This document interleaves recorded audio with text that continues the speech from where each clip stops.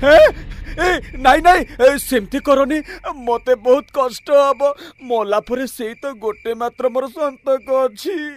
ଯଦି ତୁ ଚାହୁଁଛୁ ତ କଙ୍କାଳକୁ ଆମେ ନ ଖାଉ, ତେବେ ତତେ ଆମର ଆଉ ଗୋଟେ କାମ କରିବାକୁ ପଡିବ। ହଁ ହଁ, କି କାମ କୁହ, ମୁଁ କରିବାକୁ ରାଜି ଅଛି। ଏଇ ଦେଖ, ସେଇ ଘରେ ଦିଟା ଭାଇ ଭଉଣୀ ରହୁଛନ୍ତି। ଯା ଯା ତାଙ୍କୁ ଡରେଇବୁ, ଏମିତି ଡରେଇବୁ ଯେ ଯେମିତି ସେମାନେ ଚେରି ଚେରି ଘର ଛାଡି ପଳେଇବେ। ହଉ, ମୁଁ ଯାଉଛି।